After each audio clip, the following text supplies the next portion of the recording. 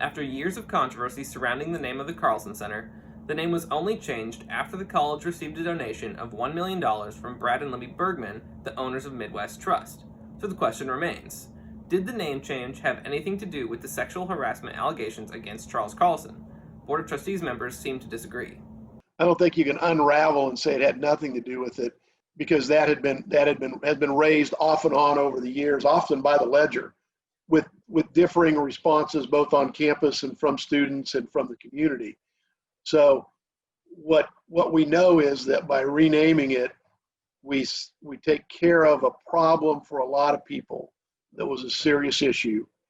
And again, we offset that or actually add to that benefit by getting student scholarships endowed to the tune of $1 million.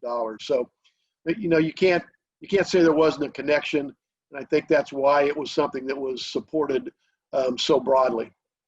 While we did get the name change, how it was done leads me to feel that it's almost a sorry, I'm not sorry. It's a non-apology. The naming committee, there was one line in there that the chair had written when he wrote out the board packet. He said that Dr. Carlsen was in support of this, that the donor had gone to Chuck Carlsen and find out if they were okay doing this.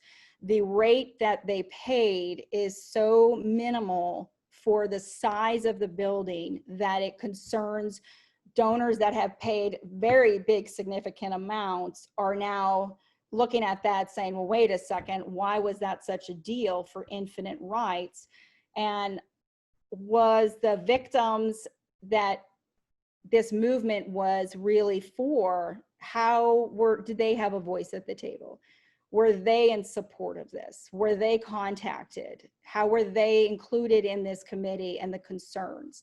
I'm not seeing that. I'm seeing a lot of the same people who knew the name on the building come together and protect that same legacy instead of the purpose to which this whole movement was about.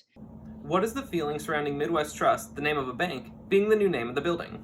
Now the future issues that I'm worried about in regards to a bank being on our name on such a big building, and the repercussions that may or may not happen, I don't know, but there are concerns, and there are other situations where people have made cautionary tales, because there is times where if you have infinite naming rights and something changes down the line, you now have locked the public into an agreement.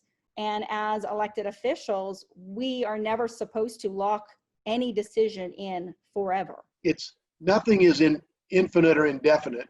Under our policy and under the written agreement that the Bergmans have executed, everyone understands that the board has the right to remove that name. And I hope no future board would do that without really giving consideration to the fact that if you put somebody's name on there for a gift and then take it off the next year, guess what? You're not going to get another gift. There's a connection between those that we have to acknowledge.